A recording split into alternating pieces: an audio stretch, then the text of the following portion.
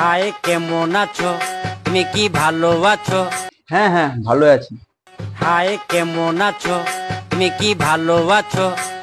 বললাম তো ভালো আছি। কথা কও না কেন, তুমি কি রাগ করেছো? না না, রাগটাকে আমি করি না।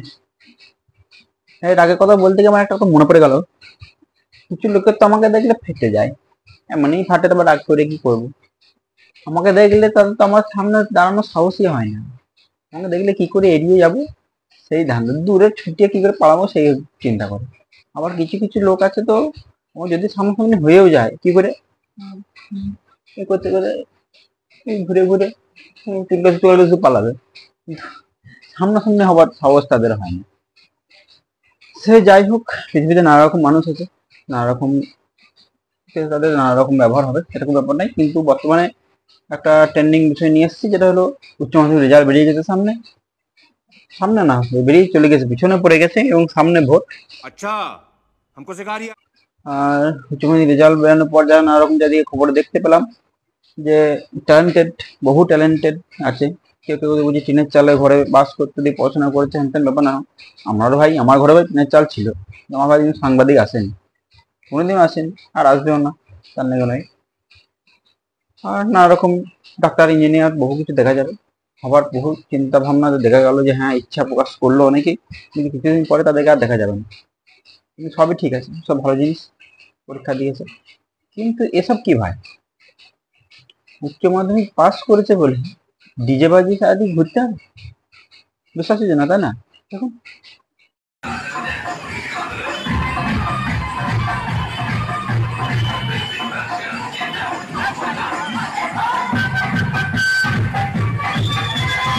হলো হলো অবাস্তব কিছু ব্যাপার মাঝে মাঝে ঘটেও যায়। আরে ভাই, স্কুল কর্তৃপক্ষ মানেই বা কি হবে এটা? স্কুল কর্তৃপক্ষ সেরকম। হ্যাঁ, কিছু বলার নেই ভাই, কিচ্ছু বলার নেই সবে। কত রকম মানুষ দেখা যায় ভাই, মানুষ জীবন বেশি কুরকুরে নিলে যেটা হয় সেটাই হচ্ছে এখন।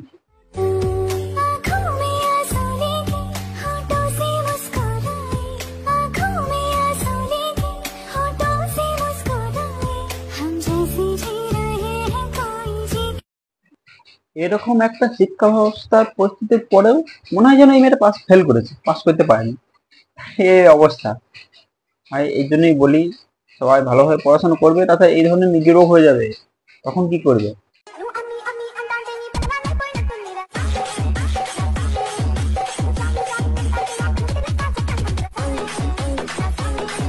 এতক্ষণ যে মিগি রুগীটিকে দেখলেন, এটা মনে হয় সেই মিগি রুগীর বাবা।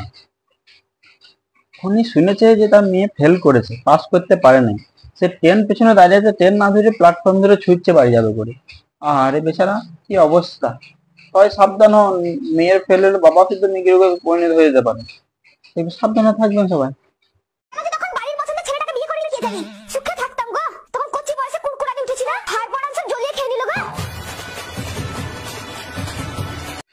কথাটা ঠিক, উচ্চ মাধ্যমিক ফেল করলেই অনেক মেয়ে ভাবে যে বিয়ে করে নেবো, তার যদি বয়ফ্রেন্ড থাকে তার কোনো কথাই নেই, লে গুটি ফাটি নিয়ে পালিয়ে যা। পালিয়ে যাওয়ার পর কি অবস্থা হয় দেখুন। এর ধাক্কা বাবা সামলাবে কে? যে যতই পালিয়ে যাও না কেন, ধাক্কা তোমাকে সামলাইতেই হবে, সে এদিক হোক সেদিক হোক অন্য দিকেই হোক। কুরকুরানি যতই করো, সব কুরকুরানি ওই জায়গাতেই ঠান্ডা। मैंने कहा ओह यार, यार ये कितनी औसम है यार। এই চার্জের কারণে মোবাইলটা ছিল আমার বন্ধ, এই কারণে সে আমাকে বলেছে অনেক মন্দ। আজকে জানলাম তোর মুখের ভাষা তুই যে খারাপ, এই ব্রেকআপ। হ্যাঁ কাকু, তুমি গান যাইবা করো, গানের কথাটা ঠিকই বলেছো, যে উচ্চ মাধ্যমিক ফেল বা মাধ্যমিক ফেল যেগুলো করছে না এই মোবাইলের কারণে। আর ব্রেকআপ, তার কি বলবো, ব্রেকআপ তো হতেই হবে, তা হয় এখন। তুমি আমি দুজনে এ মনের বাঁধনে থাকবো পাশাপাশি সারা জীবন। বাহ দাদু, বাহ দারুণ। দাদুকে আমি খুব লাইক করি এবং দাদুকে ফলো করি বেশ ভালোভাবে। কারণ এখনকার দিনে যেখানে শ্রাবন্তী থেকে কাঞ্চন তিনটে চারটে করে বিয়ে করছে, তাদের সংসার টিকছে না, সেখানে যে দাদু এই বয়সে এসেও এত সুন্দরভাবে দিদিমার সাথে ভিডিও করছে, দেখে খুব অসাধারণ লাগলো, সত্যি খুব ভালো। খুব ভালো।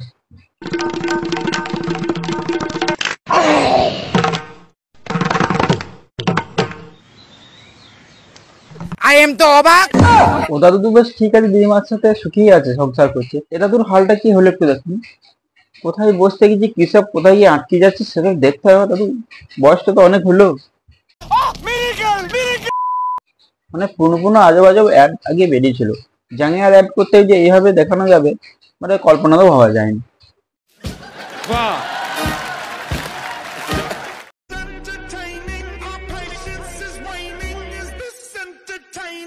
বাহ, কাকিমা ভিডিও করছে, খুব ভালো, খুব ভালো ভিডিও। তো একই পেছনে অবলাটায় কেন ফাঁসানো হলো?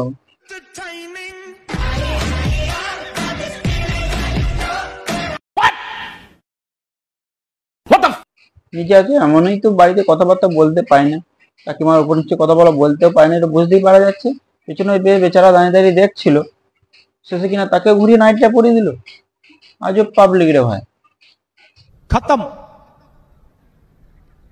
Bye bye, tata, goodbye, गया। না কাকা, তোমার এই হালত মেনে না যাওয়া না, সত্যি খুবই দুঃখজনক ব্যাপার। কে বলেছে এখন মানবতা হারিয়ে গেছে? কে বলেছে বউরা সবসময় স্বামীদের উপর অত্যাচার করে? দেখুন কি অবস্থা। तेरी खातिर मैं दुनिया में बदनाम हूँ, तेरी खातिर मैं दुनिया में बदनाम हूँ, फिर भी तू भूल जाए तो मैं क्या करूँ। অবস্থা দেখুন, এরকম যদি পাওয়া যায় তো জীবনটাই ধন্য। হ্যাঁ, মানবতা আজ যখন বেঁচে আছে এসব জিনিস দেখেই বোঝা যায়।